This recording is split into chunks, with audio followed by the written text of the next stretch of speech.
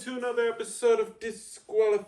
I am your NXT Predictions Champion, Trevin, joined as always by my lovely co-host, Beltless Caleb. Hola. And our cameraman and producer and main roster Predictions Champion, Zach, is behind the camera, cameramanning and producing. Yeah, the main roster producer championship.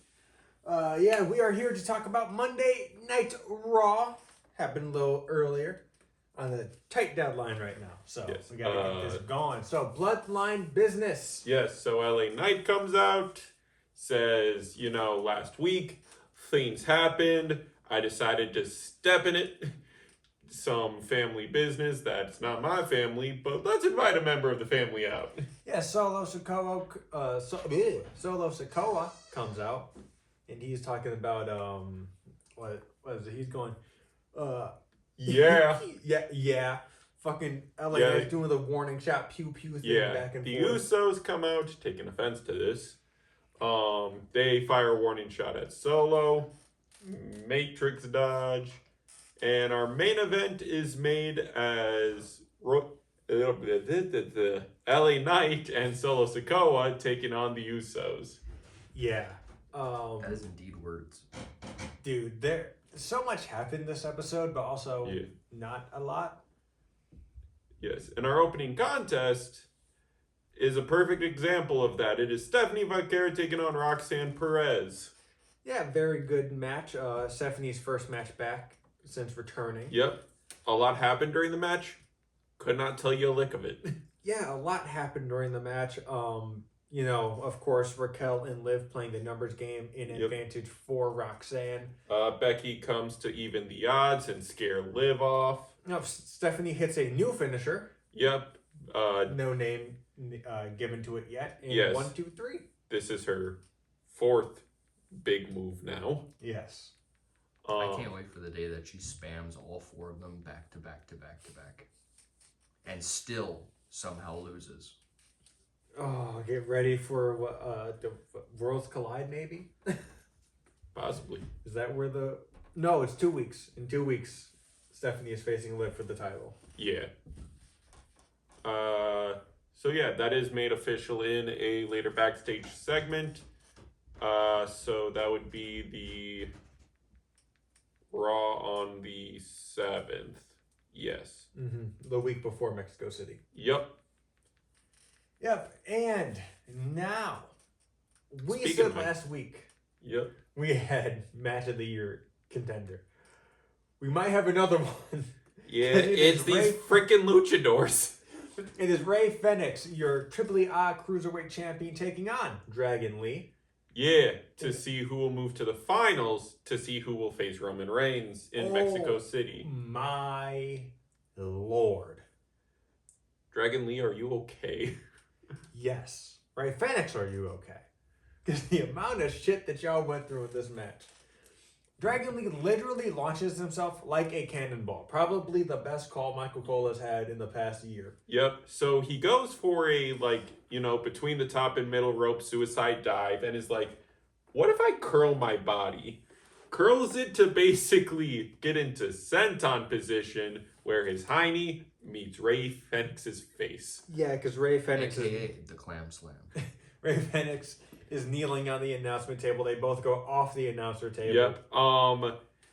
From the clip, you can see Dragon Lee clips either the top of his head or his neck on the announce table a little bit, and he just gets up. Oh yeah, nothing like that adrenaline. He immediately got med checked after the match. They go back into the ring. We get a Mexican muscle buster attempt that gets countered into a Styles Clash, which gets kicked out of. Into more back and forth, into finally hitting the Mexican muscle buster for the 1, 2, 3. Yes, so this match is on Netflix, by the way. Go watch it. Yeah. Please go watch it. It was amazing. Unfortunately, we are at we don't have a lot of time, so we can't go into really in-depth stuff tonight. This is a match that you should go see because we cannot do it justice in the time period that we have. Yes. Watching back our review of Gable versus Ray, even that we did not do justice, and we talked about like 3/4 of the match. Yeah, so go watch this match. It was amazing. Again, these freaking luchadors. I don't know what they feed them down south.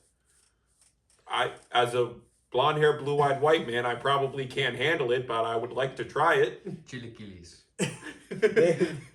Bruh, yeah. The luchadors show out every time that they're on Raw. Yes. But now, time for the exact opposite. Two big meaty men. Slapping meat. It is Oba Femi and Braun Breaker for their contract signing. Braun Breaker goes on the tirade about how can you say that you're the future when you haven't earned anything? You haven't proven it at all. Yep. And Oba, yeah. And then he says the accolades he's already gotten. You know, you beat Brock Lesnar, you became King of the Ring. It's like, you have accolades, but all that was handed to you because I was hurt. Because I was upset. I got eliminated from the Rumble unfairly. Yep. He's just a sore loser. Yep. And Oba's like, oh, you angry orange man. He said you are an angry orange man. Yep. And he goes on a thing about, how, Braun Breaker would be absolutely right. Oba is a personal fan of Braun Breaker. Oba went on to say, look, you have every right to be upset. If it was 2002 and you were going up against John Cena, you would have been the man. If it was 2015 and you would have gone on whatever version of the big dog they had, you would have been the man. But unfortunately, reality is it is 2026. And you're going up against Oba Femi. Yeah, basically what every podcast has been saying. Basically, Oba delivered the I Snatched Your Chain promo. Yeah. And both their halves of their promos were insane. Braun signs the contract. Adam Pearce asks for it, but he walks up to Oba and then hands the contract to Paul Heyman, being like, you gonna sign it for your boy? He said, are you gonna sign it? Or is your daddy gonna do it for you? Yep, and Paul Heyman's like, what are you doing? What you doing? And then he used this to sneak attack Oba. Yep, and then Oba goozles him after Heyman leaves. And then which then leads to Austin Theory. Yeah, because a brawl ensues where Braun just basically tries to forearm the elbow crease to break the hold. Yeah, so Austin Theory comes out. Bit of a numbers game. Yep. They go for the spear, Russian leg sweep combo. Big boot to Braun Breaker. Yep. Second potato toss to Austin Theory through the table. And clotheslines Braun Breaker to the outside. Braun Breaker no-sells it, hops back on the apron, and they have the most vicious of stare downs. And I am excited for this match. Yes. It should not be on Sunday's night main event. It should not be. You should have waited for this till Money in the Bank. Yes. Just keep building it up. Keep building it up. But now, the blow-off to some build-up. It is the debut, or the re-debut, of Big Cass in WWE. They finally fixed his Tron. Because I was telling Trevin last time that he had a Solotron, it said his name, but his head covered the C, so it just said Big Ass. It was beautiful. Yes. But, they fixed it, so now there are two Big Castrons, so there's no way that can happen. Yet. There is a way that it can happen. But now he is taking on Javon Evans, who has been the subject of his jumpings for the past 3 weeks. Yep. And Javon showed out. He was like, Cass ends up winning and tosses Javon like a sack of potatoes. But Javon Evans... Javon was beating his ass for 95% of this match. He must have called his mama before, like, can you teach me the ways of how to put belt to ah? Yeah, because... Right away to start off, Big Cass was like getting in Javon's face, and Javon's like, I'm not running from this fight, bro. You big, that's all that you got on me. Yeah. And he just starts whipping him, beating him. Gets him to the corner. Yeah, so, we run through the basics. We got that boy bouncy. We got the way outside that gets countered, and he gets thrown outside. They start brawling into the timekeeper's area because Javon does his big dive. And then when they're in the timekeepers area, there's that little part of the barricade where it always breaks, and there's that little alcove there. Big Cass is sitting there, and Javon is just whipping his ass while he's sitting there. He's just just beating his ass. Big Cass is crawling away. He's like, "Get your ass up! Get your ass up!" Yep. Throws him into the ring. Red Dot goes for the OG cutter gets countered. East River crossing. Yep. 1, 2, 3. Big Cass wins his debut, but Javon gets up and is like, ugh. They were on Cass's ass on commentary. They were like, "He's a coward. He's attacking younger stars, smaller stars." The go away heat is real, even from the rest of the staff. Now, for the women's IC backstage segment, we have Jackie Redmond interviewing Sol Ruka, who announces that it is confirmed she's getting her rematch against Raquel Rodriguez. I also Googled it.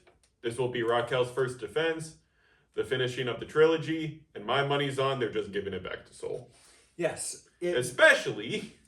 Yeah, because Lyra Valkyria walks up and she goes, first Io Sky walks up. Yep, congratulations on getting the rematch. You deserve it. You've earned it. And then Lyra walks up and she goes, "Hey, look. I know that this is very good for you. Congratulations. I'm just here to be friendly, but she beat you last time. And you even broke her face. So she's going to be extra pissed and really mad, and she's going to really lay it in. So why don't you just give me the title match next week? And I understand completely if you want it, but I can beat her and then we can run it back." Or yep. And Sol is like, "Look, you haven't earned a shot yet. You've been on a losing streak." Okay, well then let's do this.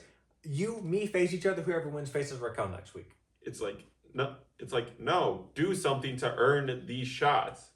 Bailey used to speak to me that way. Then she stares at Io. "What are you looking at?" And then leaves, and Io goes, "She's so scary." Io, you are a treasure. Yes, I love taking one of the best female wrestlers in the world and just relegating her to backstage segments where she is a comedy piece. Thanks, WWE. It's what we do. And speaking of treasures. Penta is taking on La Parka in your last semifinals match of the tournament. Yep, to determine who will face Rey Fenix in the finals, to determine who will face Roman Reigns in Mexico City. It's a bunch of spooky, scary skeletons in that ring, and they are sending shivers down each other's spines with the amount of hard-hitting moves that are taking place. Ow.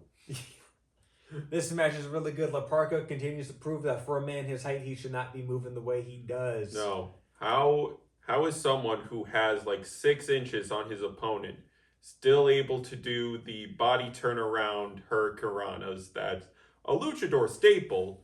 But again, you have 6 inches on all your opponents. Yeah. You should not have the height withal to do the wraparound hurricanrana. Yeah. But Penta and La Parka are going at it. It's a very good match. Penta does pick up the win with a springboard Mexican Destroyer, advancing to the finals to take on his brother, who is, of course, AAA Cruiserweight Champion Rey Fenix.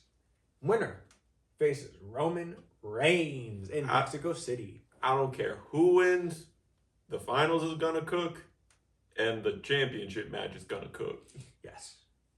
Now, last bit of news before we get on to our main event. Lola Vice is teased to debut in the Raw in Mexico City. I am surprised. Yes. I thought she would have been going to SmackDown. Yes, especially because her partner's there in Damian Priest. Yeah, and they usually like to keep couples together.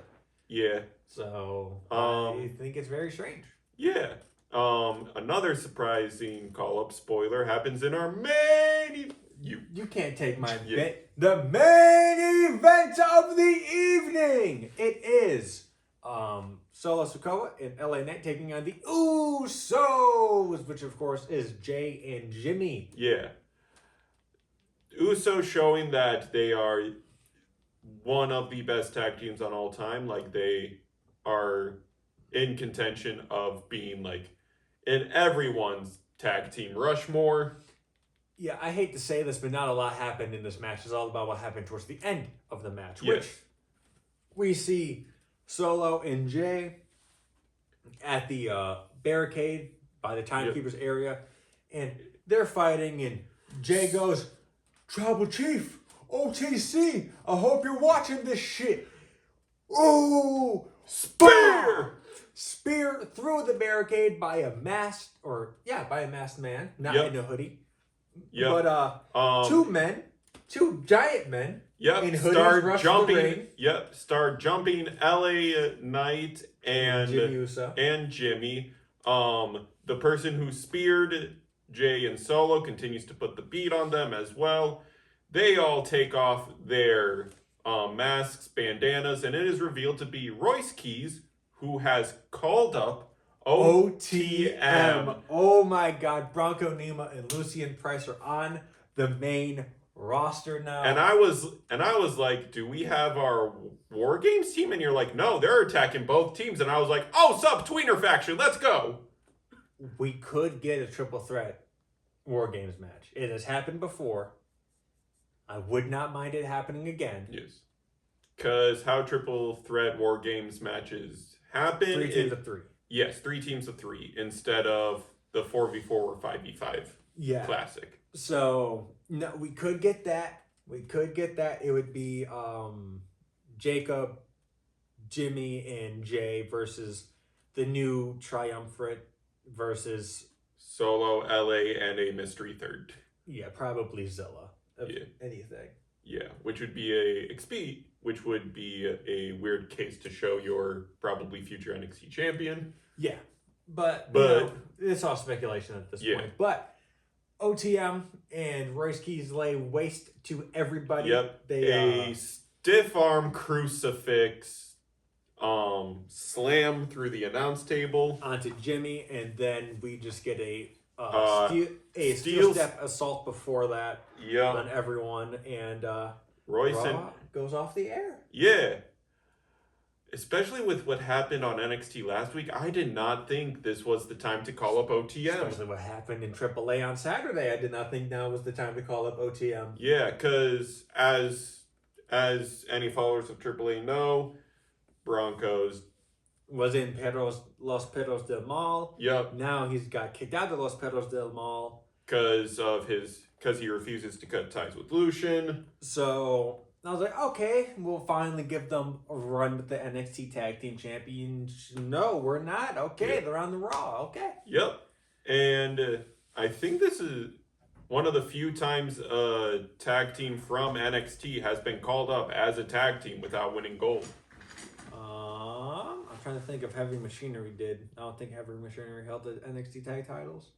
I'll have to double check. But, yes, but it's a rare occurrence. That is it from us here at Disqualified. I am Beltless Caleb. That is your NXT Predictions Champion, Trevin. Behind the camera, as always, is our cameraman and producer, Zach, who is also our main roster Predictions Champion. We'll have predictions for that championship and the AEW Predictions Championship going up this week. Yeah. Other than that, yeah, that's it from us. Sorry for the short episode on a bit of a deadline. So yes, and it also, again, not a lot happened. Mm-hmm. Like literally, this probably would have happened without our deadline. Yeah. So be sure to like, comment, subscribe, ring the bell 3 times so you know the match is over, and we will see you next time. Thank you for your time and peace. Bye.